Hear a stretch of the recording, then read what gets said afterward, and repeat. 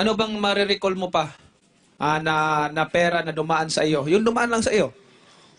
Ang dumaan lang sa akin, sir, yung binibigay dati ni Ragos na 15,000, 30,000, yung parang suhol daw niya sa akin yon sa pag ano ko kay ma'am bilang isang OIC director. Yun lang po.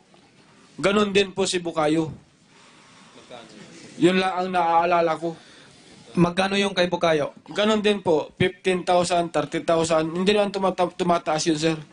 Yung At ba hindi yung, po ano, buwan-buwan yun. Bihirang buwan po yung Senator Manny, magbigay. yung ba yung binanggit ko kanina na pinadaan kay Prias? Nasa brown envelope? Yes, sir. Yun, Naalala ko na po. 15,000. Tinatanong nga kita kanina eh. Yun po yun, sir. Yun Kaya nga sabi pinakuha ko, ko, sir. isipin mo mabuti yung mga totoo at sabihin mo. Yes, sir. Yun na yun po Kasi yun, sir. inutusan mo si Prias, si Jocon, di ba? Yes, sir. Jojo po. ang Pumunta palayan. doon at kunin kay Bukayo, General Bukayo, yung brown envelope, ang laman nun, 15,000. 15 po. Opo. Ilang beses yon? Isang beses ko lang po inutusan si Jojo nun, sir. Yung may binibigay sa akin si Ragos na parang tinatawag nila na parang palabra de honor para sa pagtulong ko sa kanila, yun lang po ang talagang natatanggap ko sa kanya. Ganon din kay General Bukayo. Bakit palabra de honor? Dahil may Kasi- usapan na kayo, bago mo siya inirekomenda kay Secretary de Lima noon, na bibigyan ka. Yun ang palabra de honor. Parang ganon po, sir. Parang ganon. Sige. Yes, sir.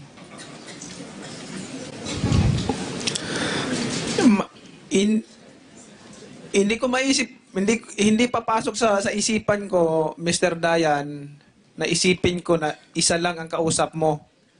Hindi ko kaya eh. Sir, Hindi gusto kong isaksak sa isipan ko na isa lang kausap mo pero hindi kaya eh. Sir, yun lang po talaga, sir. Wala na po iba. Mamatay man ako ngayon dito, wala na po ako ibang kinuhaan ng pera na ibigay kay Senador de Lima kundi si Kirwin Espinosa lang. Wala na po.